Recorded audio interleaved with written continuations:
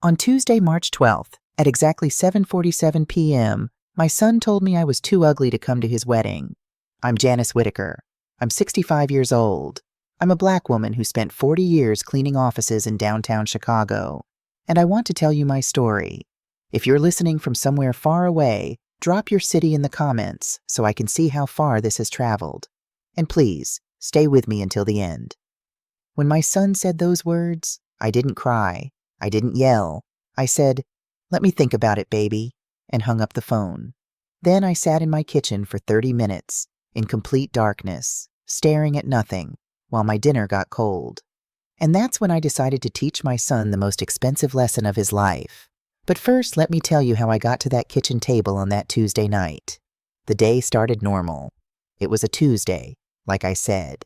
I'd just gotten home from my shift at Morrison Office Complex. Yes, that Morrison, the same family my son was marrying into, though I didn't know that connection yet. Ironic, isn't it?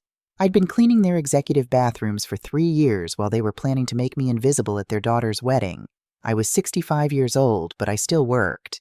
Not because I had to, Lord, if they only knew, but because after my husband Jerome died 3 years ago, the house got too quiet. Work gave me something to do, people to talk to, even if most of them didn't really see me. When you're a cleaning lady, especially a black cleaning lady over 60, you become part of the furniture. People have whole conversations around you like you're not even there. That night, I heated up some leftover chicken and greens, poured myself a glass of sweet tea, and sat down at the same Formica table Jerome and I bought in 1987. The table had seen better days. One leg was shorter than the others. I had to shim it with folded cardboard, but it was ours. This whole house was ours. A small 2-bedroom on the south side, nothing fancy, but paid off and mine. My phone rang at 7:47 p.m. I remember the exact time because I just looked at the microwave clock, thinking Brandon was late for his usual Sunday call. He'd been calling less and less since he started dating Kelsey Morrison 2 years ago, and when he did call, the conversations got shorter.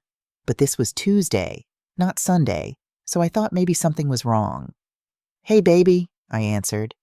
"Everything okay?" "Hey, Mom." His voice sounded strange, tight, like he was forcing himself to make this call. "Yeah, everything's fine. Great, actually. I'm calling about the wedding." "Oh, good," I smiled, even though he couldn't see me. You know how mothers do. "I've been meaning to ask you about that. What color should I wear? I don't want to clash with your bride's colors. And what time should I get there?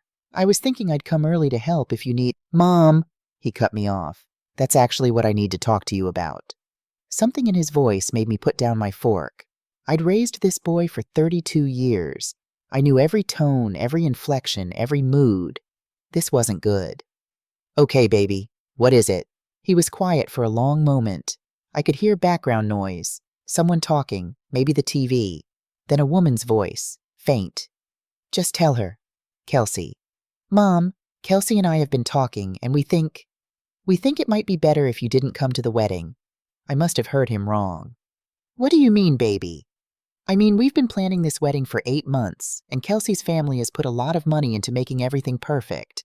They hired a photographer from New York, a famous one. He's shooting for a wedding magazine spread, and Brandon, I don't understand what this has to do with me." Another long pause. Then, "Mom, you have to understand. This wedding is really important to Kelsey's family. Her father, Richard Morrison, he's paying for everything. The venue costs $47,000 alone. The photographer is another $15,000. Everything has to look a certain way." My hand tightened on the phone. "What way is that, Brandon?" "Mom, please don't make this harder than it is. You know what I mean. Kelsey's family is they're very particular about appearances, about image, and with the magazine spread and everything—" "Say it, Brandon. Say what you mean." He sighed, and I heard it then, not reluctance, but impatience, like I was being difficult on purpose. "You've aged a lot these past few years, Mom, since Dad died. You look tired. Your clothes they're not, and Kelsey's mother mentioned that all the family photos should look cohesive, and your daddy's been dead 3 years, and you're telling me I look too old and too poor to come to your wedding?" "That's not what I'm saying."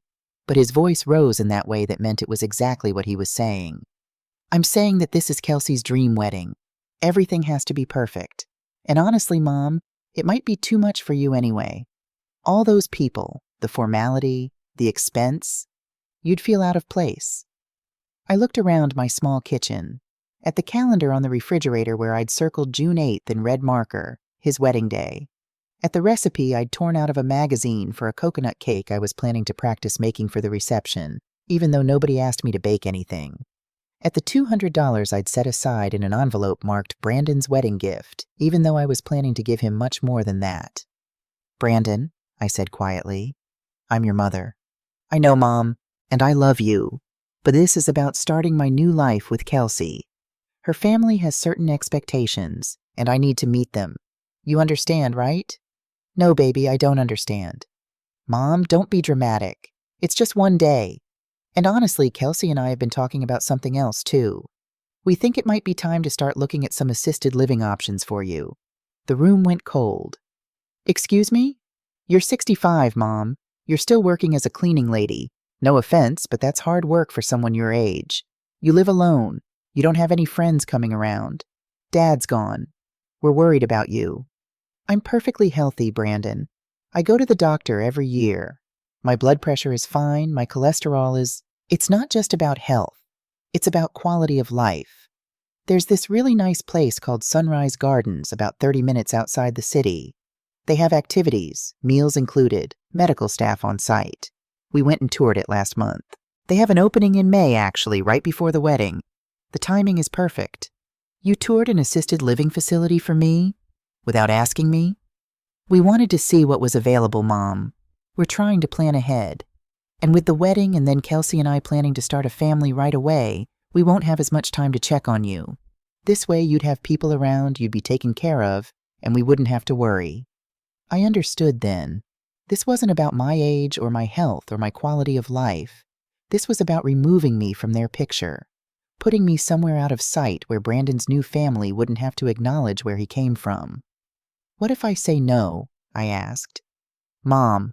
His voice got that edge I'd heard more and more lately, the edge that said he was tired of dealing with me. You can't live alone forever. You're going to need help eventually. Why not do it now, while you're still healthy enough to adjust? The facility costs $4,800 a month, but Kelsey's father knows the owner and can get us a discount. Wait, you want me to pay $4,800 a month to live in a nursing home I don't need? It's assisted living, not a nursing home. And yes, you'd pay for it. You have your pension and Social Security plus whatever you saved. And honestly, Mom, what else are you going to spend it on? You don't travel, you don't do anything. At least at Sunrise Gardens, you'd have a life. I thought about my bank accounts, about the properties I owned, about the investments I'd been building for 40 years. Brandon had no idea at all. Let me think about it, I said again. Don't take too long, Mom. We need to confirm numbers for the caterer by next week, and I need to know if we're counting you or not. And the Sunrise Gardens opening won't last. Places like that fill up fast. I'll call you back, Brandon. Mom, I hope you understand this is what's best for everyone. I love you, but... I hung up before he could finish that sentence, because I knew what came after but. But you're embarrassing. But you're in the way. But you're not good enough for the life I'm building. I sat there in my kitchen as the darkness came. I didn't turn on the lights. I just sat there with my cold chicken and greens, with my sweet tea getting warm, with my phone silent on the table, and I thought about everything I'd given up for Brandon Terrell Whitaker. You want to know about sacrifice? Let me tell you about sacrifice. Brandon was born on August 15th, 1992. His daddy, Jerome Whitaker, was a bus driver for the CTA. I was working as a receptionist at a dental office, making $8.50 an hour. We lived in a studio apartment on 63rd Street that was so small we had to keep Brandon's crib in the kitchen. When Brandon was 2 years old, Jerome had a heart attack. He was 38 years old, driving his route on the south side, when his heart just stopped. He survived, thank God, but the doctors said he couldn't drive anymore. Too much stress. Too much sitting. He needed a desk job, they said, but Jerome never finished high school. What kind of desk job was he going to get? So I took a second job, cleaning offices at night. I'd work the dental office from 8 a.m. to 5 p.m., come home and make dinner for Jerome and Brandon, put the baby to bed, then go clean offices from 10 p.m. to 6 a.m.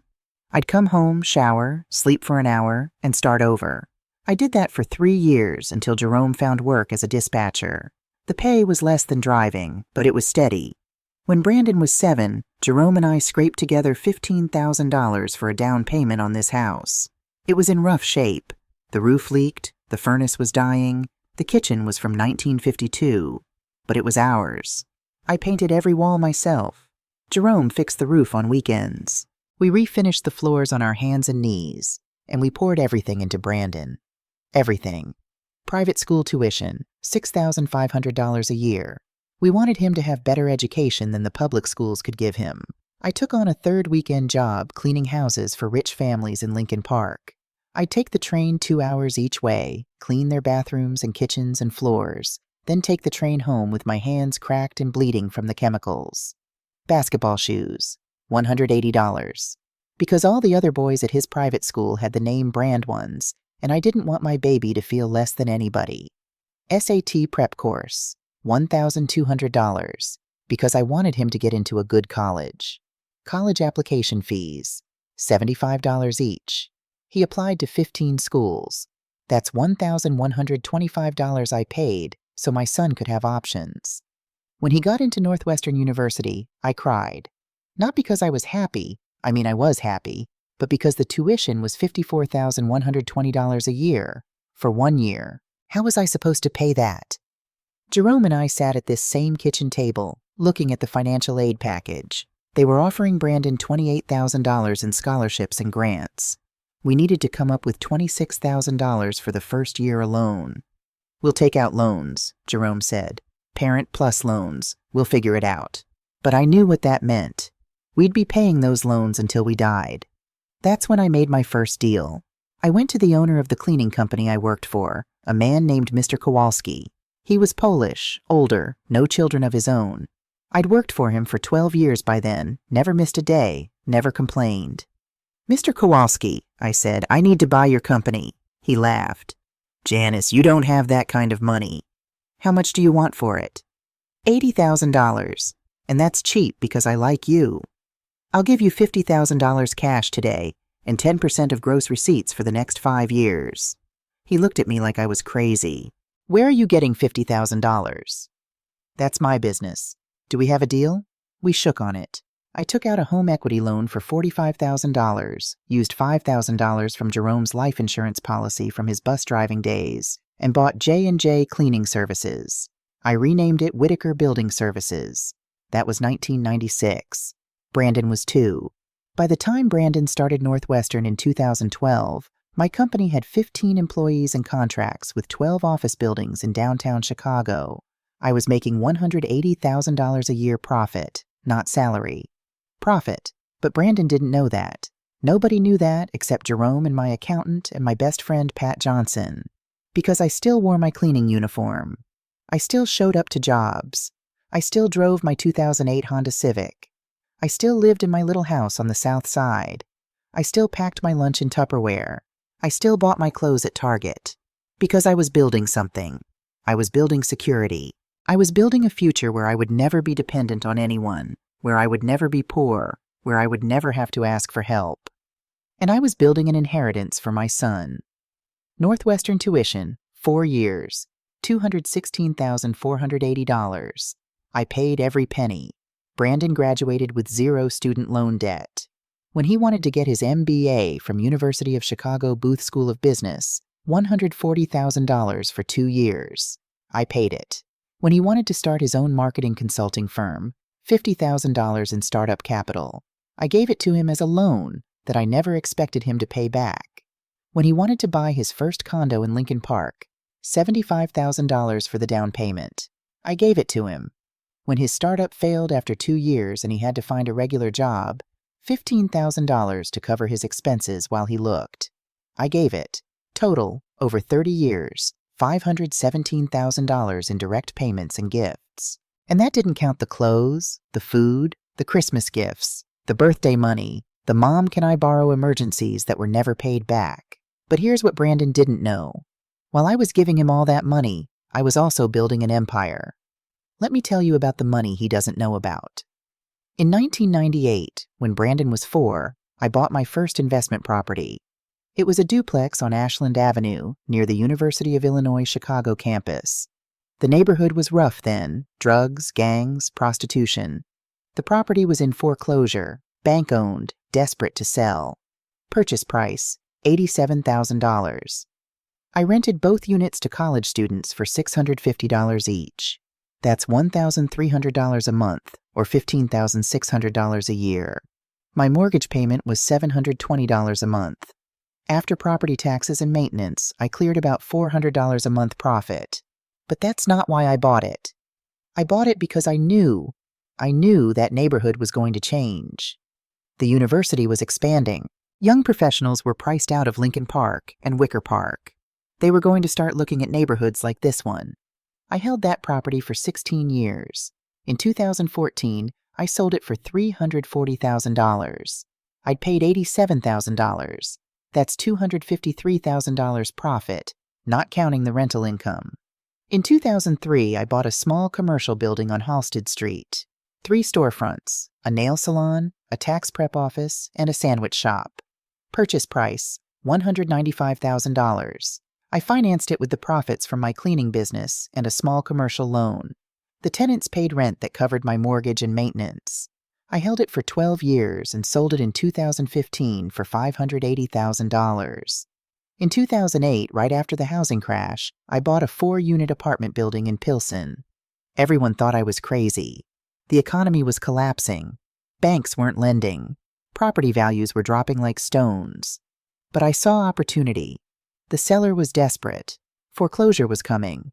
I offered $215,000 cash. He took it. I renovated those apartments myself on weekends. Well, not myself, but I hired contractors and managed every detail. New kitchens, new bathrooms, new floors. Cost me another $80,000. But then I was able to rent each unit for $1,200 a month instead of $600. That building is now worth $890,000, and it generates $4,800 a month in rental income, $57,600 a year, after mortgage and expenses. In 2016, after Jerome died and left me $180,000 in life insurance, I bought 3 more properties. 2 small apartment buildings and a mixed-use commercial space in Bronzeville. Total investment, $630,000. Current value, $1,450,000. Real estate portfolio total. Duplex sold, $253,000 profit realized. Commercial building sold, $385,000 profit realized. 4-unit building in Pilsen, $890,000 current value. Apartment building in Bronzeville, $510,000 current value. Second apartment building in Bronzeville, $495,000 current value times. Mixed-use commercial in Bronzeville, $445,000 current value. Total real estate value, $2,978,000. But that's not all. Starting in 2000, I started investing in index funds. Nothing fancy, nothing risky. Just broad market index funds. Vanguard Total Stock Market, S&P 500, Total International. I put in $500 a month, every month for 26 years. Through the dot-com crash, through the 2008 recession, through COVID, through everything. I never stopped. I never panicked. I just kept investing. Investment portfolio value as of March 2024, $687,000. Then there were the life insurance policies. When Jerome died, I got $180,000, but I also had 3 other policies I'd been paying into for years. Policy 1, $150,000 death benefit. Policy 2, $200,000 death benefit. Policy 3, $150,000 death benefit, total life insurance, $500,000. My checking account, $43,287. My savings account, $156,920. My business checking, $89,445. Total liquid assets, $289,652. Add it all up. Real estate, $2,978,000. Investments, $687,000. Life insurance, $500,000. Liquid assets, $289,652. Grand total, $4,454,652. $4.5 million. And my son, who was telling me I was too old and ugly to come to his wedding, who was trying to put me in an assisted living facility, who thought I was just a poor old cleaning lady with nothing to offer his new rich wife. My son had no idea.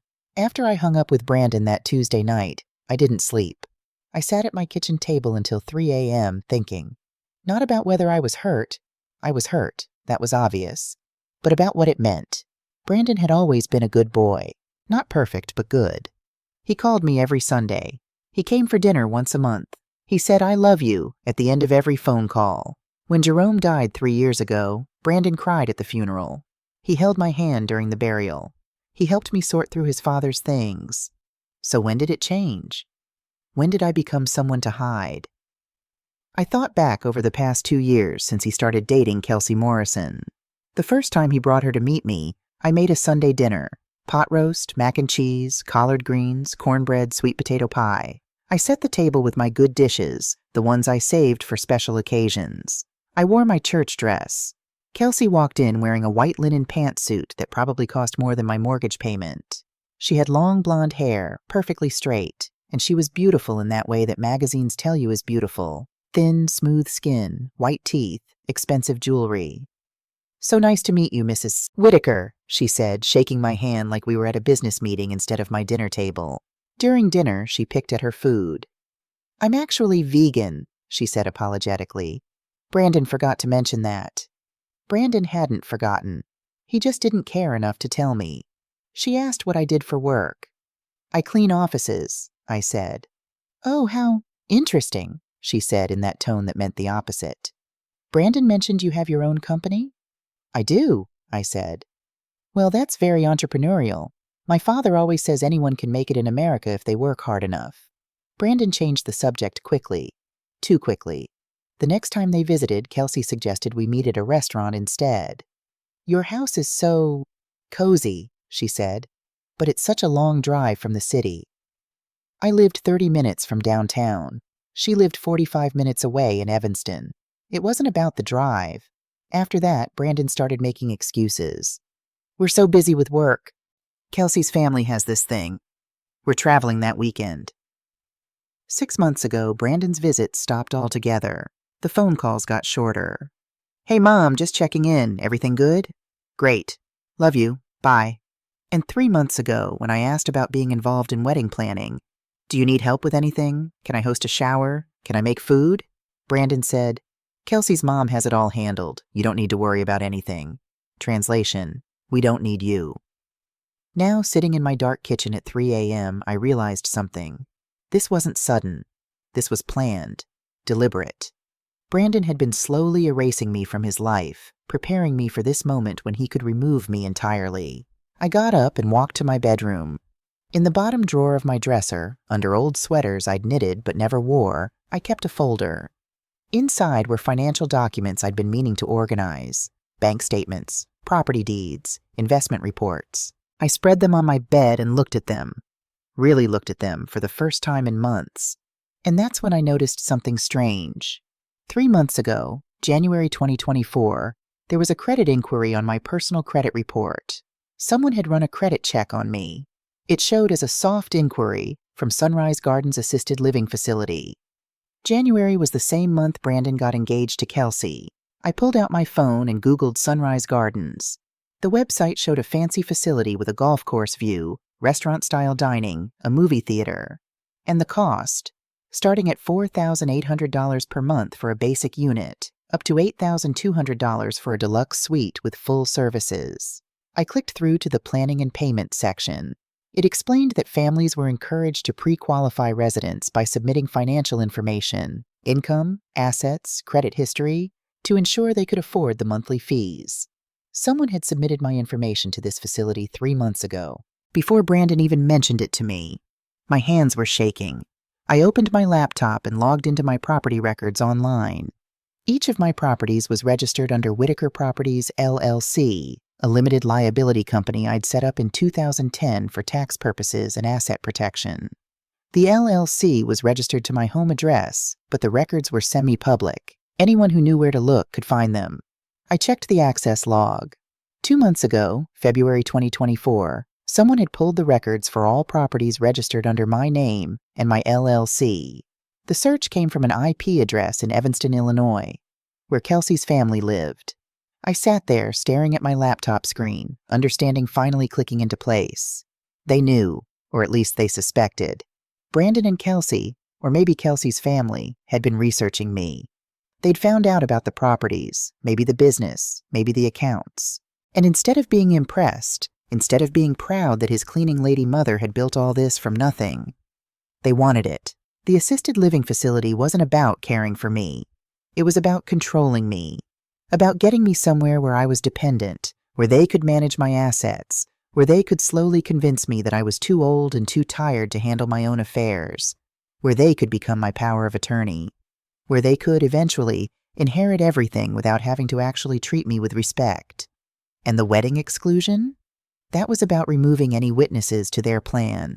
If I wasn't at the wedding, if none of Brandon's friends or extended family saw me, if I was invisible to his new life, then when I did end up in Sunrise Gardens, who would question it? Who would say, "Wait, she was fine just a few months ago?" I closed my laptop. I looked at the clock, 4:17 a.m., and I made a decision. Wednesday morning, March 13th, I called in sick to work for the first time in 12 years. My supervisor, Maria, sounded shocked. "Janice, are you okay? You never call in sick."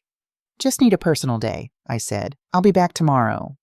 I wasn't sick. I was done being invisible. I made coffee, real coffee, not the instant stuff I usually drank to save money, and sat down with a legal pad. At the top, I wrote, "What I know." Then I started listing everything. What I know: Brandon wants me excluded from wedding, March 12th. Suggested assisted living at $4,800 per month. Credit inquiry on my name. January 15th, 2024, property records accessed. February 8th, 2024, wedding date, June 8th, 2024, 87 days from now. Brandon's behavior changed approximately 24 months ago. Kelsey Morrison, age 28, from wealthy family. Richard Morrison, Kelsey's father, owns Morrison Development Corporation. Then I wrote, "What I need to find out. What I need to find out. What exactly do they know about my assets? What is their plan? Is Brandon in financial trouble? What role does Kelsey's family play? Are there other victims or patterns?" I spent Wednesday doing something I hadn't done in years. I researched my own son. Brandon's LinkedIn profile showed he worked as a senior marketing director at Catalyst Consulting Group, making approximately $95,000 per year based on industry standards. Good money, but not enough for the lifestyle I'd seen him living lately. His Instagram, which I'd set up an account just to follow him, showed expensive restaurants, a new Audi A6, $58,000 base price, vacations to Turks and Caicos and Napa Valley. Kelsey's Instagram was even more revealing. Every photo was perfectly curated. Hashtag luxury lifestyle, hashtag blessed, hashtag living my best life. Her engagement ring looked like it cost more than most people's cars. The wedding venue was Thornfield Estate, which their website advertised starting at $35,000 for a Saturday in June. Where was all this money coming from? I called my best friend, Patricia Johnson, at 2 p.m. Pat and I had worked together at Morrison Office Services back in 1985. She'd been there when I started my cleaning company, when I bought my first property, when Jerome died. She was the only person besides my accountant who knew the truth about my finances. "Pat, I need your help," I sadly said. "What's wrong? You sound different." "I am different. As of yesterday, I'm done being a doormat for my son." I told her everything: the phone call, the wedding exclusion, the assisted living suggestion, what I'd discovered about the credit checks and property searches. Pat was quiet for a long moment. Then she said, "Janice, I've been waiting 30 years for you to wake up." "What do you mean?" "I mean, Brandon has been taking advantage of you since he was old enough to ask for things. You paid for everything, and I mean everything. And what has he ever given you back? Not money, not time, not respect. He's my son, Pat. He's a grown man who's ashamed of his mother. And now he wants to lock you away and take your money. Girl, you need to fight back." "I'm planning to, but I need information first." "What kind of information?" "The kind I can't get legally. I need to know about Brandon's finances, his debts, his relationship with Kelsey's family, everything. Pat was silent. Then, "My nephew Deshaun is a private investigator. Got his license 2 years ago. Works mostly divorce cases. You want me to call him? How much does he charge? For you? Probably nothing. But I'll tell him you'll pay market rate, $125 an hour plus expenses. You can afford it." Yes, I could. On Monday, March 18th, I had an appointment with attorney David Brennan at 10 a.m. His office was downtown in one of the buildings I used to clean when I first started my company. Now I was walking in the front door as a client, not an employee. David Brennan was 55 years old, white, with silver hair, and the kind of quiet confidence that comes from 30 years of practicing law. I'd chosen him because he specialized in estate planning and elder law, and because his online reviews mentioned he was thorough and protective of senior clients. "Mrs. Whitaker," he said, shaking my hand. "Please have a seat. You mentioned on the phone you wanted to discuss your will?" "I do. I need to change everything." He pulled out a legal pad. "All right, let's start with your current estate plan. What do you have in place now?" I opened my folder and handed him a copy of the will I'd drawn up in 2019, right after Jerome died. It was simple. Everything goes to Brandon Terrell Whitaker, my beloved son. Mr. Brennan read it over. "And you want to change the beneficiary?" "Completely. I want Brandon to receive nothing. $0. Not my properties, not my investments, not my life insurance, not even this house." He looked up sharply. "Mrs. Whitaker, that's a significant change. May I ask why?" I told him about the phone call, about the assisted living, about Brandon's research into my assets. I showed him the credit report with the Sunrise Gardens inquiry, the property records access log. Mr. Brennan's expression darkened. "Mrs. Whitaker, what you're describing sounds like financial elder abuse, or preparation for it. That's why I'm here. I want to protect myself. And I want to make sure that when I die, whether that's next year or in 30 years, my money goes somewhere good, not to a son who's ashamed of me." "Where do you want it to go?" I'd been thinking about this for 5 days. "I want to set up a charitable trust, the Whitaker Fund for Black Entrepreneurship, $500,000 to help Black business owners get startup capital, another $800,000 for scholarships for single Black mothers going back to school, $1 million for community programs on the South Side, health clinics, after-school programs, housing assistance." Mr. Brennan was writing fast. "That's $2.3 million. What about the rest of your estate?" $200,000 to Patricia Johnson, my best friend. The remainder, probably around $1.95 million after taxes and fees, goes into a discretionary trust. I'll be the trustee while I'm alive. When I die, it goes to fund the ongoing operations of the Whitaker Fund. "And your son receives nothing?" "Nothing." Mr. Brennan leaned back. "Mrs. Whitaker, I have to tell you, adult children frequently contest wills when they've been disinherited. If Brandon decides to fight this, he could tie up your estate in probate for years. What can I do to prevent that?" "Several things. First, we include a no contest clause. If he challenges the will, he forfeits any right to even a token bequest. Second, we document your mental competency extensively. Third, we create a video statement explaining your reasoning. Fourth, we write letters to be opened after your death that detail exactly why you made this decision.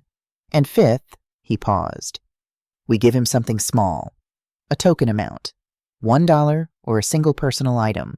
That way he can't claim you forgot him." "I don't want to give him anything." $1, Mrs. Whitaker. Trust me. It makes the will much harder to contest.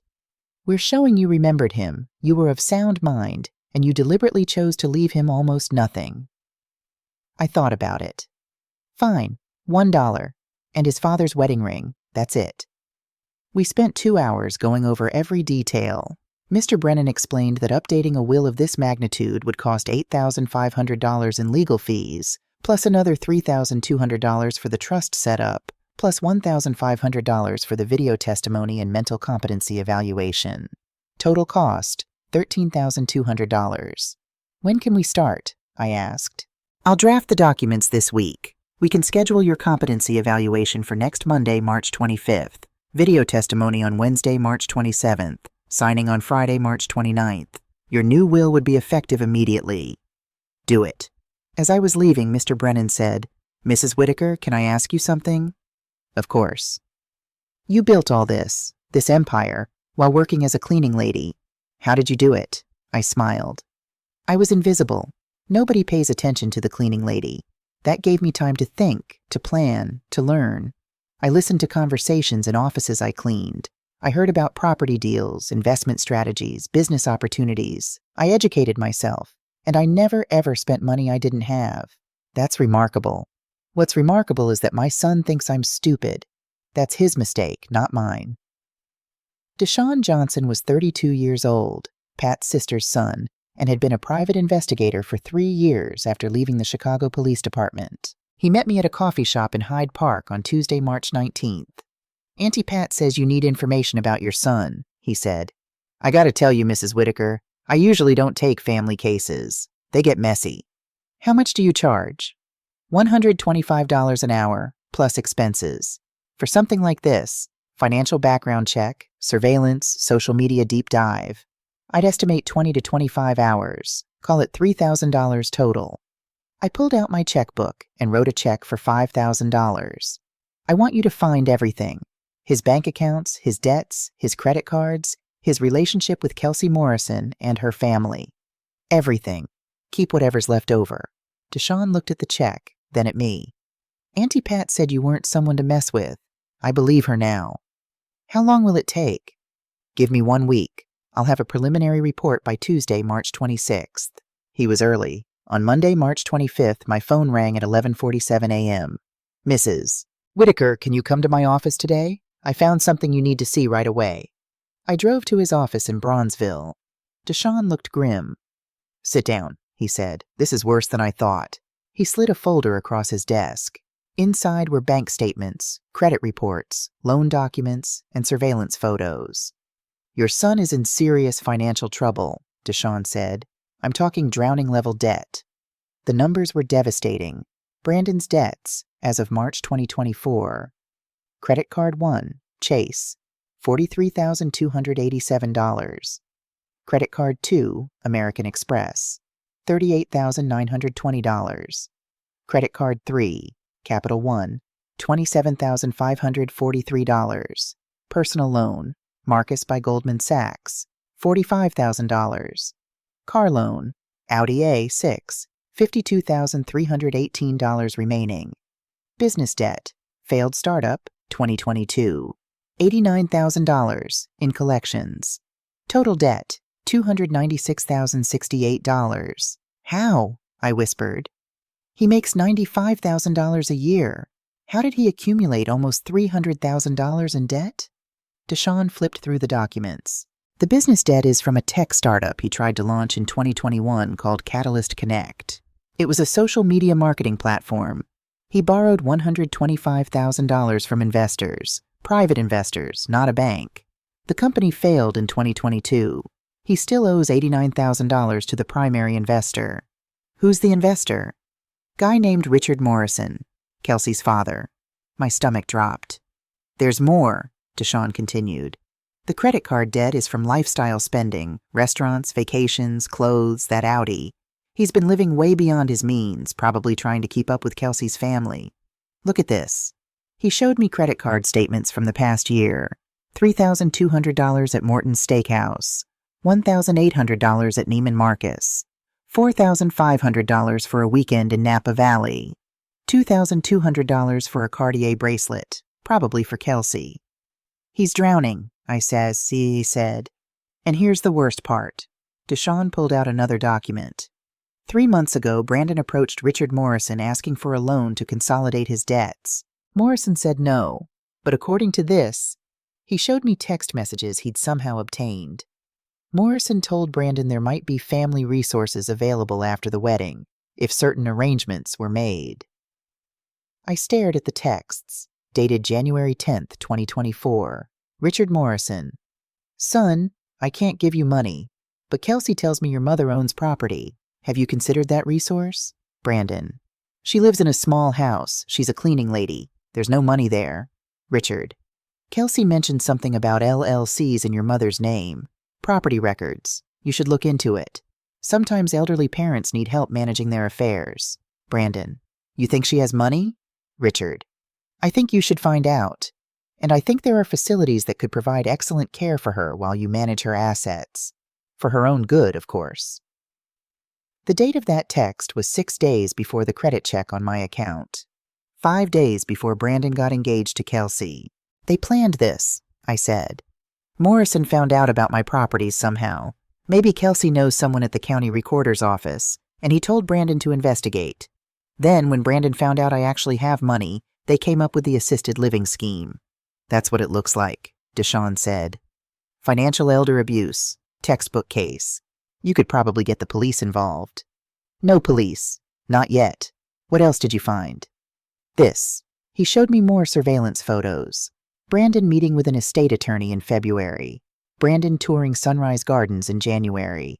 Brandon and Richard Morrison having lunch in February, with a stack of papers on the table between them. What are those papers? I couldn't get close enough to see, but based on timing, I'd guess estate planning documents, power of attorney forms, maybe guardianship paperwork. They were planning to take control of my assets, legally, by convincing everyone I needed help managing my affairs. I sat back in my chair, breathing carefully.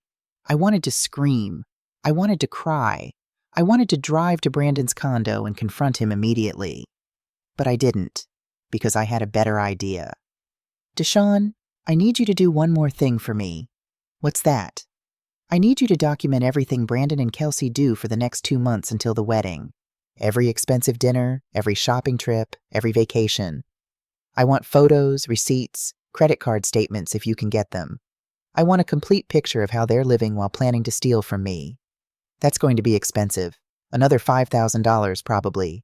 I wrote another check. Do it. And Deshawn, thank you. You probably just saved my life. Just doing my job, Mrs. Whitaker. But between you and me, your son is a fool. If I had a mother who built what you built, I'd be proud, not ashamed. The rest of March passed in a blur of planning.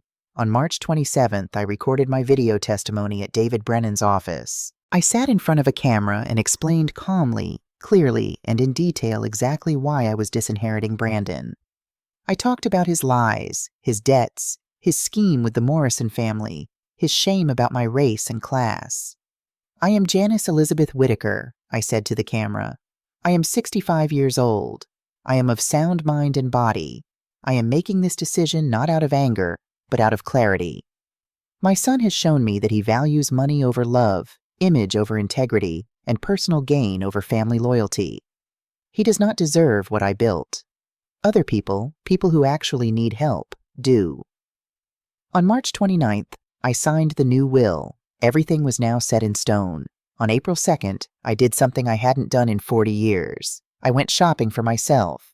I drove to Nordstrom on Michigan Avenue, not the Nordstrom rack, but the actual Nordstrom, and I walked in like I belonged there.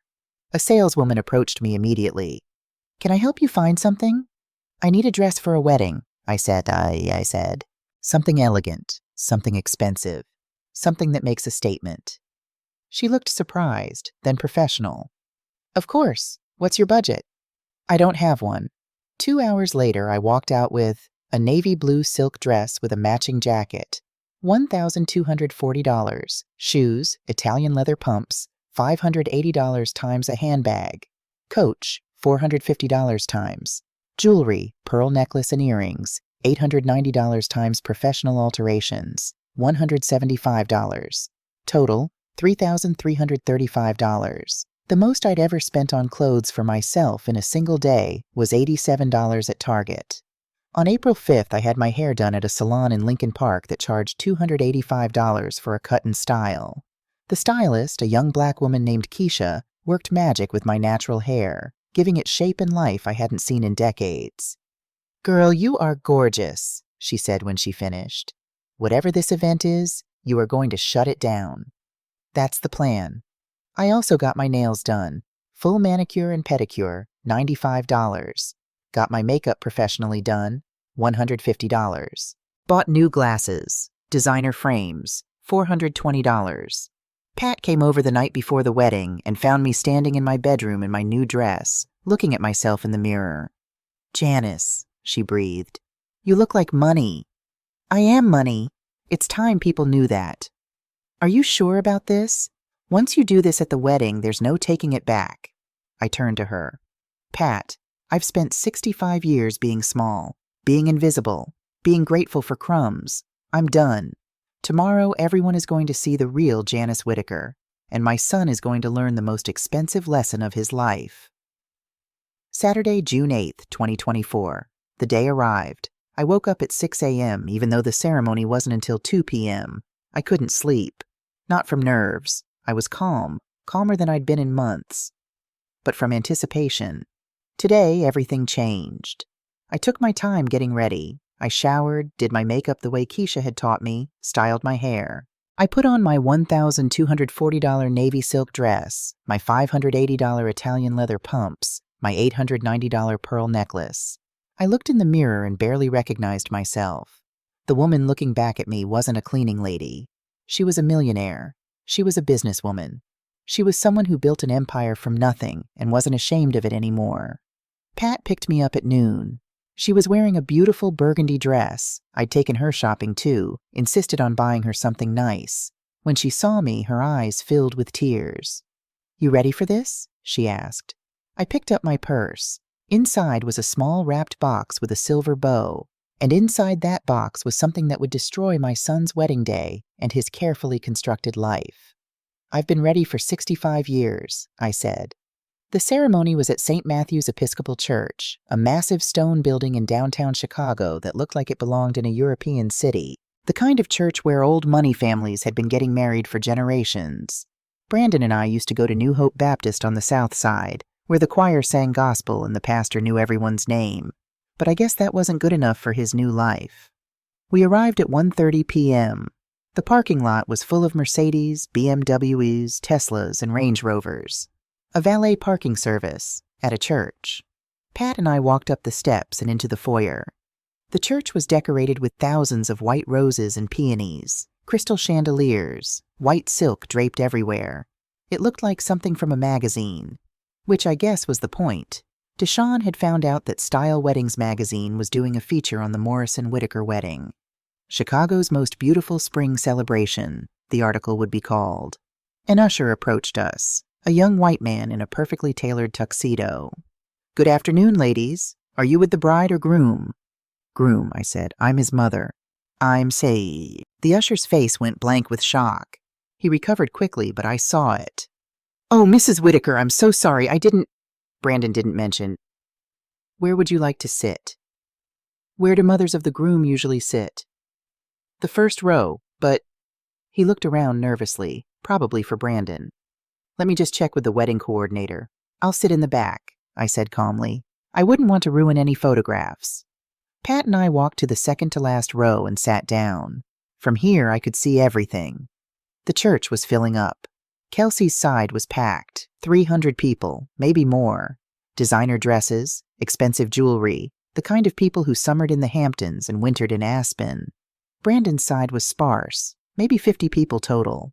A few friends from college, some co-workers, a couple of cousins I recognized from Jerome's funeral. The first row on Brandon's side, where I should have been sitting, was completely empty. At 1:55 p.m., a woman rushed over to us. Mid-50s, blonde, wearing a headset and carrying a clipboard. The wedding coordinator. "Mrs. Whittaker?" she whispered urgently. "I'm so sorry for the confusion. You should be seated in the family section. I'm fine here, thank you.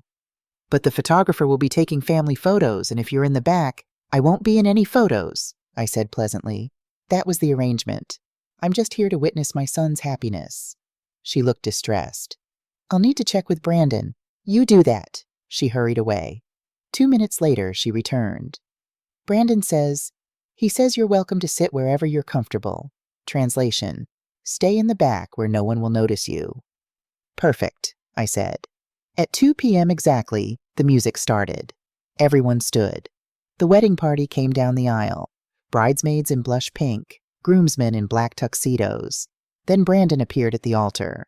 My son looked handsome. I had to admit that. His tuxedo fit perfectly. Custom, probably $3,000. His hair was styled, his face clean-shaven.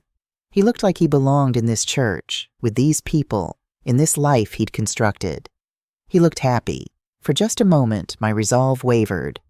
He was still my baby boy, the child I'd rocked to sleep, nursed through illnesses, celebrated every achievement. Did I really want to destroy this moment for him? Then I remembered the phone call. "You're too ugly for my wedding. We think assisted living is best." The credit checks, the property searches, the plan to take my money while hiding me away somewhere out of sight. My resolve returned, harder than ever. Kelsey appeared at the back of the church, and everyone gasped. She was beautiful. I had to give her that. Her dress was stunning, probably $15,000 or more. Her blonde hair was in perfect waves, her makeup flawless. She looked like a princess. She walked down the aisle on her father's arm. Richard Morrison, tall, silver-haired, expensive tan, the kind of man who'd never had to worry about money in his life. The kind of man who thought people like me were invisible, disposable, useful only for what they could provide. The ceremony began. The minister, white, elderly, probably performed 1,000 society weddings, spoke about love, commitment, joining two families together. "Marriage is a sacred bond," he said, "built on trust, honesty, and mutual respect." I almost laughed out loud. Brandon and Kelsey exchanged vows. "I promise to honor you, to cherish you, to put you first in all things," Brandon said. "Unless you're my mother," I thought. "I promise to stand by you, to support you, to build a life together based on truth and love," Kelsey said.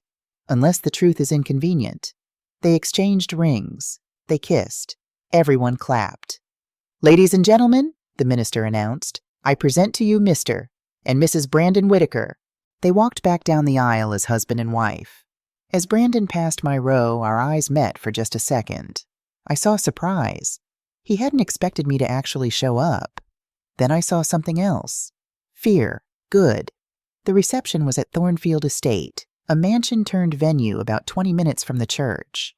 The grounds were spectacular. Manicured lawns, a lake, gardens full of roses and hydrangeas. Inside, the ballroom had been transformed into something from a fairy tale. More white flowers, crystal everything, gold accents, tables set with china that probably cost more than my monthly mortgage. Pat and I found our table, table 28, near the kitchen exit, as far from the head table as physically possible while still being in the same room. Our table mates were Brandon's co-workers, people who knew him from Catalyst Consulting Group but didn't really know him. They introduced themselves politely, asked how I knew the couple. "I'm Brandon's mother," I said. Silence. Awkward glances at each other. "Oh," one woman finally said. "I didn't realize. Brandon never mentioned—" "He wouldn't," I said pleasantly. Dinner was served. Filet mignon, Chilean sea bass, vegetarian options. The food was excellent. I ate slowly, savoring every bite, watching Brandon and Kelsey at the head table. They were surrounded by Kelsey's family, laughing, toasting, celebrating. Brandon never once looked in my direction. The speeches began. The best man, Brandon's college roommate, told funny stories about their fraternity days, made jokes about Brandon leveling up by marrying into the Morrison family. Everyone laughed. Then Richard Morrison stood up. He was holding a microphone and a glass of champagne. "I want to welcome Brandon to our family," he said in his deep, authoritative voice. "When Kelsey first brought him home, I wasn't sure. He didn't come from our world." Polite laughter. "But he's proven himself. He's ambitious. He's smart. And most importantly, he understands what it takes to succeed in life. You have to be willing to leave behind what holds you back and embrace what moves you forward." He looked directly at Brandon. "Son, I'm proud of you. Welcome to the family." Everyone clapped. I felt Pat's hand squeeze mine under the table. "That son of a bitch," she whispered. "He just told your son to his face that leaving you behind was the right move." "I know," I said. "But it's okay, because in about 10 minutes, Richard Morrison is going to learn that the woman he dismissed as an ignorant cleaning lady is worth more than his entire family." After dinner, there was a moment when Brandon and Kelsey walked around to greet guests at each table. Standard wedding procedure. They were making their way through the room, table by table, getting closer to us. I picked up my purse and pulled out the small wrapped box. "You ready?" Pat asked. "Born ready." Brandon and Kelsey reached our table. Up close, I could see the strain on Brandon's face. He was smiling, but it didn't reach his eyes. "Mom," he said stiffly. "Thank you for coming." "Of course, baby. I wouldn't miss it." I stood up and hugged him. He barely hugged me back. Kelsey extended her hand. A handshake, not a hug. "Mrs. Whitaker, you look lovely. Thank you so much for being here." Her voice was perfect. Warm, gracious, completely fake. "Kelsey, you make a beautiful bride. Brandon is very lucky." I picked up the wrapped box from the table. "I brought you both a little gift. Just something small." Brandon's face went pale. "Mom, you didn't have to." "I wanted to." I handed him the box. "Open it." "Maybe later when we—" "Open it now, baby. Please, it would mean a lot to me." People at nearby tables were watching now. Brandon couldn't refuse without causing a scene. He took the box with shaking hands and unwrapped it carefully. Inside was a single key on a silver keychain. Brandon stared at it. "What is this?" "That's the key to the duplex at 847 Ashland Avenue," I said. My voice was calm, but loud enough that people at the surrounding tables could hear. "The property I bought in 1998 for $87,000. It's worth $340,000 now. Well, it was worth that when I sold it in 2014. I used the profit to buy 3 more properties." Brandon's face went from pale to gray. "I wanted to give you a key to one of my properties as a wedding gift," I continued. "But then I realized you already tried to get keys to all of them. You and Richard here," I gestured to Richard Morrison, who had walked over to see what was happening. "You spent 3 months researching my assets, running credit checks, planning how to get me into an assisted living facility so you could take control of my $4.5 million estate." Gasps from the nearby tables. The room was starting to go quiet. $4.5 million? Kelsey whispered. "Brandon, what is she talking about?" "Mrs. Whitaker," Richard Morrison said sharply, "this is inappropriate. This is not the time or place." "No?" I turned to him. "When is the appropriate time to discuss financial elder abuse? When is the right moment to talk about how you told my son to investigate my assets and put me in a facility against my will so he could access my money? January 10th, that's when you sent those texts. Would you like me to read them out loud?" I pulled out my phone. Deshawn had forwarded me screenshots of everything. Richard's face went red. "I don't know what you're talking about. Have you considered that resource?" I read from my phone. "There are facilities that could provide excellent care for her while you manage her assets. For her own good, of course." "Does that ring a bell, Richard?" The room was completely silent now. Everyone was watching. Brandon grabbed my arm. "Mom, please. Can we talk about this privately?" "No." I pulled my arm away. "You wanted me to be invisible. You told me I was too ugly to come to your wedding. You were ashamed of me because I'm a black woman who cleans offices. Well, guess what, baby? This black woman who cleans offices owns 6 properties in Chicago worth almost $3 million. She has $687,000 in investments. She has $500,000 in life insurance policies. She built a business from nothing and sold it for $250,000, and she did it all while you thought she was just your poor, stupid mother." Tears were streaming down my face now, but my voice was steady. "I spent 32 years sacrificing for you. I paid $517,000 for your education, your apartment, your business, your lifestyle. I gave you everything, and you thanked me by trying to steal from me, by hiding me, by being ashamed of the woman who gave you life." "Mrs. Whitaker," the wedding coordinator rushed over. "Please, if you could—" "I'm leaving," I said. I looked at Brandon one last time. "You wanted me out of your life? Congratulations, you got your wish. My lawyer will be contacting you next week about your inheritance. Spoiler alert, it's $1 in your father's wedding ring. Everything else is going to charity. Every single penny of my $4.5 million. Because I'd rather give it to strangers who need help than to a son who only wanted me for my money." I picked up my purse. Pat stood up beside me. "Mom, wait." Brandon reached for me, but I stepped back. "Goodbye, Brandon. I hope your perfect life makes you happy. I hope it was worth it." Pat and I walked out of that reception hall with 300 people watching in complete silence. Behind us, I heard Kelsey's voice. "Brandon, what the fuck is happening? $4.5 million? You told me she had nothing." And then I heard my son, for the first time in his life, with no answer at all. Sunday morning, I woke up feeling lighter than I had in years. My phone had 47 missed calls from Brandon, 23 text messages, and 8 voicemails. I listened to the first voicemail. "Mom, please call me back. Please, this is a disaster. Kelsey's family is furious. The magazine is pulling the feature. Richard is threatening to just please call me. We need to fix this." Fix this. Not I'm sorry, not I was wrong, just we need to fix this. I deleted all the messages without listening to the rest.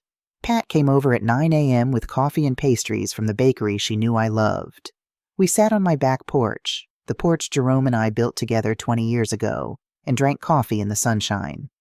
"How do you feel?" Pat asked. "Free," I said, and I meant it.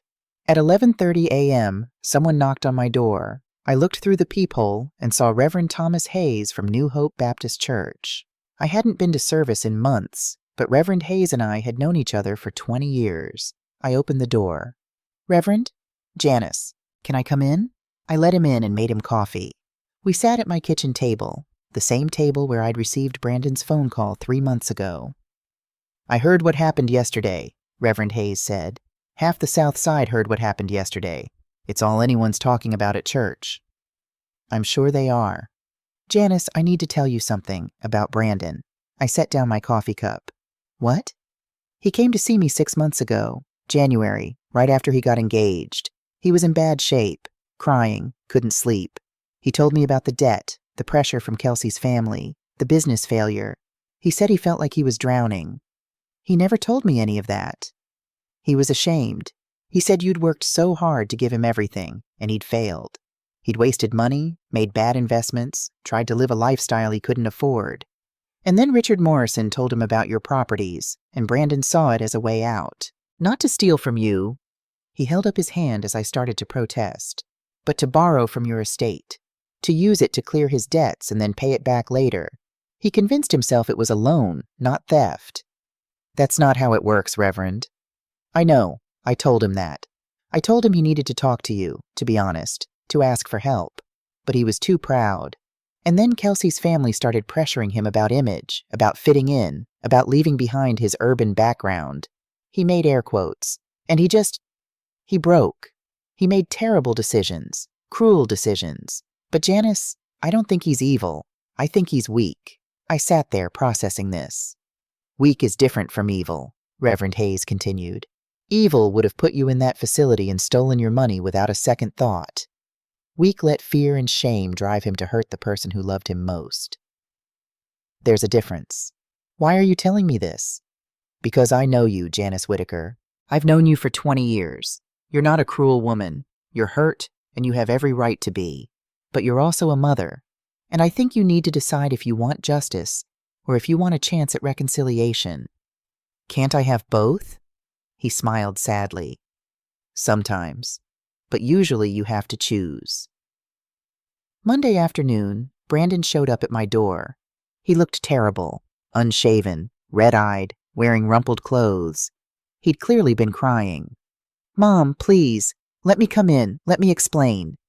I almost said no, but Reverend Hayes's words were in my head. Weak versus evil, justice versus reconciliation. I opened the door. We sat at the kitchen table, the same place where we'd had breakfast together 1,000 times when he was growing up. The same place where I'd helped him with homework, listened to his teenage heartbreaks, celebrated his acceptance to Northwestern. "Talk," I said. And Brandon talked. For an hour, he told me everything. The business failure, the $125,000 he borrowed from Richard Morrison that became $89,000 in debt when the company collapsed. The credit card spending trying to keep up with Kelsey's lifestyle, the car, the clothes, the vacations he couldn't afford, the mounting panic as the debt grew and grew. "Richard told me he'd found property records in your name," Brandon said. "He said you might have assets you'd hidden away. He suggested that maybe you needed help managing them. That's when the assisted living idea came up. It started as a genuine thought. Maybe you really would be happier somewhere with activities and people. Don't lie to me, Brandon." He stopped. "You're right, it wasn't genuine. It was a way to get control. I convinced myself I'd use your money to clear my debts, then pay it back before you ever knew. Like borrowing, not stealing." but it was stealing. I know that now. And the wedding? Telling me I was too ugly? He put his head in his hands. That was Kelsey's mother, Gloria. She said the photos needed to be cohesive, that everyone should fit the aesthetic. She didn't say anything directly about race, but the message was clear. And I didn't fight for you. I should have said, this is my mother, she's coming, and if you don't like it, there won't be a wedding. But I was so desperate to be part of their world, to prove I belonged there, that I betrayed you instead. Yes, you did. Mom, I'm so sorry. I'm so sorry. I know sorry isn't enough. I know I can't undo what I did. But I'm asking, I'm begging for a chance to make this right. I looked at my son, really looked at him. He was broken, genuinely broken. This wasn't manipulation. This was shame and regret and the dawning realization of what he'd destroyed. Brandon, do you know why I built all that wealth? No. It was for you. All of it. I was going to leave it all to you when I died. I wanted you to have security, to never struggle the way I struggled, to know that your mother had taken care of you even after she was gone. That was my plan for 32 years. I know. And you destroyed that. Not because you asked me for help. I would have given you anything if you'd just asked, but because you tried to take it while hiding me away like I was something to be ashamed of. I know. So here's what's going to happen. I pulled out a folder I'd prepared. I'm going to give you one chance. Just one. And it comes with conditions. Non-negotiable conditions. Anything. First, I'm loaning you $50,000. That's loan, not gift. 3% interest, to be repaid over 10 years at $483 per month. That will clear your most immediate debts and give you breathing room. But if you miss a single payment, the deal is off. Okay? Second, you and Kelsey go to marriage counseling. Not just couples therapy, racial awareness counseling. You're going to talk about why you let her family make you ashamed of being black, of having a working-class mother, of where you came from. And you're going to figure out if this marriage can survive honesty. Okay. Third, you cut financial ties with Richard Morrison. You pay back that $89,000 on a payment plan he agrees to, but you take no more money, no more advice, no more help from him. Yes. Fourth, financial counseling. You're going to learn to live within your means. I'll pay for the counselor, but you have to do the work. I will. Fifth, and this is the big one, I looked him in the eye. You make a public statement. On social media, on Facebook, everywhere.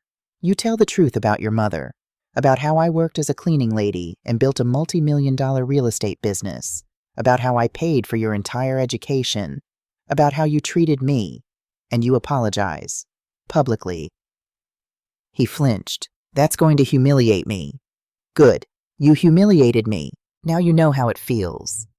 He was quiet for a long moment. Then, okay, I'll do it.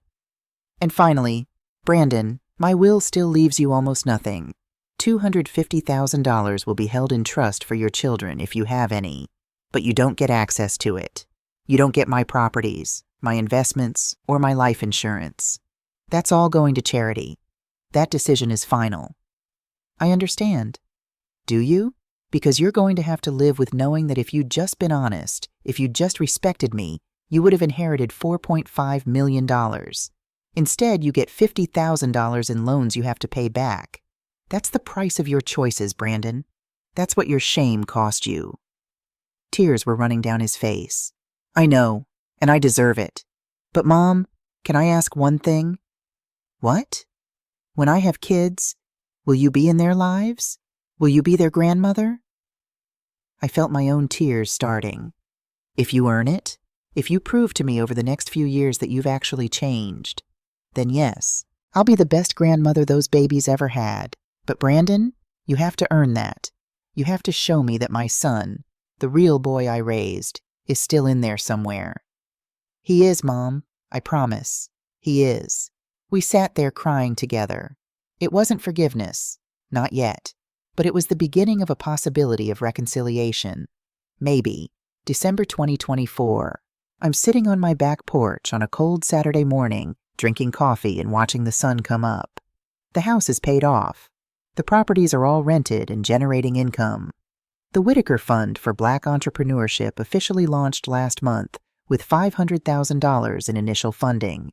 We've already given out 3 grants to Black women starting businesses in Chicago. The Scholarship Fund for Single Black Mothers starts accepting applications in January. My investment portfolio hit $715,000 last month. The stock market's been good to me, and I'm planning a trip to Ghana in February. 3 weeks. First time I've ever been back to West Africa since my parents brought me here as a child. Pat's coming with me. Brandon has paid 3 monthly payments on his loan. On time, every time. $483 exactly. He and Kelsey are in counseling. It's rough. Apparently Kelsey didn't know about the extent of his debt until the wedding, and she's furious he lied to her. But they're working on it. They're also in racial awareness counseling. Kelsey's learning about code switching, about colorism, about what her family's aesthetic concerns really meant. She's not perfect, but she's trying. Brandon made his public post on Facebook in July. It went viral, 1.2 million views. He told the whole story. His mother, the cleaning lady who built an empire, his shame about his background, his attempt to exploit her. He apologized. Really apologized. The comments were brutal. People called him every name in the book. But some people also said, "At least you're being honest now. At least you're trying." He and Kelsey have been coming to Sunday dinner at my house twice a month. It's awkward still. We don't talk about the wedding. We don't talk about the money. We just try. Last week, Kelsey told me she's pregnant. 3 months along. "I want you involved," she said quietly. "If you're willing. I want our baby to know their grandmother. The real grandmother. The one who built something from nothing. I want them to be proud of where they came from." I cried. I couldn't help it. So yes, there will be a grandchild, and I will be in their life. And maybe my son and I can build something new from the wreckage of what we lost. Or maybe not. I don't know yet. But here's what I do know. I'm 66 years old. I'm worth $4.5 million. I own 7 properties in Chicago. I run a charitable foundation. I'm planning to travel the world. I have friends, purpose, dignity, and I'm not invisible anymore. Last night I wrote a letter. It's for my grandchild, Brandon and Kelsey's baby, due in June 2025. I'm going to give it to them on the day they're born, sealed in an envelope marked to be opened on your 18th birthday. Here's what it says. Dear grandbaby, my name is Janice Elizabeth Whitaker. I'm your grandmother. I'm writing this 6 months before you're born, so I don't know yet if you're a boy or a girl, but I already love you more than you can imagine. By the time you read this, you'll be 18 years old. You'll probably know some version of the story about what happened at your parents' wedding, but I want you to know the whole truth, from me, in my own words. Your daddy made a terrible mistake. He let shame and fear make him cruel. He tried to hide me away and take my money because he was embarrassed that his mother was a black woman who cleaned offices for a living. But here's what your daddy didn't understand. There is no shame in honest work. I cleaned offices for 40 years. I scrubbed toilets, emptied trash, mopped floors. And I'm proud of that work. It fed my family. It paid for your daddy's education. It gave me time to think, to plan, to learn. While I was cleaning those offices, I was also building an empire. I bought properties in neighborhoods before they were fashionable. I invested in index funds every single month for 26 years. I built a company and sold it for a profit. By the time your daddy tried to steal from me, I was worth $4.5 million. I didn't tell anyone about the money because I was saving it for my old age, for the day I couldn't work anymore. I wanted to make sure I would never be dependent on anyone, never be a burden. Funny thing is, your daddy saw my independence as a weakness. He thought because I was old and black and worked with my hands, I must be stupid. He was wrong. When I found out what he was planning, I had a choice. I could have destroyed him completely. I could have gone to the police, gotten him arrested for financial elder abuse. I could have left him with nothing and never spoken to him again, but I chose something different. I chose to give him a chance to be better, not because he deserved it, he didn't, but because I believe people can change if they want to badly enough. And because you were coming, and I wanted you to have a father who learned from his mistakes. Your daddy is working hard now. He's paying back his debts. He's going to therapy. He's learning about the harm he caused. He's becoming the man I tried to raise him to be. It's not easy for him, And it's not quick, but he's trying. That's what I want you to understand, baby. People are complicated. Your daddy isn't a villain. He's a human being who made terrible choices out of weakness, not evil. And he's spending the rest of his life trying to be better. My money, the $4.5 million your daddy thought he'd inherit, is going to help other people. Black entrepreneurs who need startup capital, single black mothers who want to go back to school, community programs on the south side of Chicago where I grew up. That money is changing lives right now. There's a small trust fund for you, $250,000, for college or a house or whatever you need. But you can't access it until you're 30, and you can't get it if you don't graduate from college and work for at least 5 years first. I want you to earn it, just like I earned everything I have. Here's what I want you to remember. 1. Never be ashamed of where you come from. Your roots are your strength. 2. Honest work is honorable work. Never look down on anyone because of what they do for a living. 3. Money is power, but it's also responsibility. Build wealth, but use it to help others. 4. People will underestimate you if you're black, if you're a woman, if you're old, if you're poor. Let them. Their underestimation is your advantage. 5. Love is not the same as letting people hurt you. You can love someone and still hold them accountable. 6. It's never too late to start over. I started my empire at 25. I started my real life at 65. You're never too old or too young to become who you're meant to be. 7. And finally, you are enough, exactly as you are. You don't have to hide who you are to make other people comfortable. The right people will love you for your truth, not your disguise. I hope by the time you read this, I'm still alive. I hope I've been able to watch you grow up, to take you for ice cream, to teach you how to invest, to tell you stories about your great-grandfather Jerome and all the people who came before you. But if I'm not here anymore, know this. You come from a long line of strong people. People who survived slavery, who survived Jim Crow, who survived poverty and discrimination and every obstacle this country put in front of black people. You come from fighters, from builders, from people who refuse to be broken. Your grandmother was one of those fighters. And so are you. I love you, baby. I loved you before you were born, and I'll love you long after I'm gone. Welcome to the family. We've been through fire, but we're still here. All my love, Grandma Janice. I sealed the letter in an envelope and locked it in my safe deposit box at the bank, with instructions to my lawyer about when to give it to Brandon and Kelsey. Then I sat on my porch and watched the sun come up over the south side of Chicago, over the neighborhood where I'd lived for 40 years, over the city where I'd built my empire while everyone thought I was invisible. I'm 66 years old. I'm a black woman. I'm a former cleaning lady. I'm a millionaire. I'm a mother who was betrayed and learned to set boundaries. I'm a grandmother-to-be who's going to teach her grandbaby everything I learned the hard way. And I'm free. Finally, completely free. The greatest revenge isn't destroying the people who hurt you. It's building a life so good, so full, so authentic that their rejection becomes irrelevant. That's what I've done. And at 66 years old, I'm just getting started.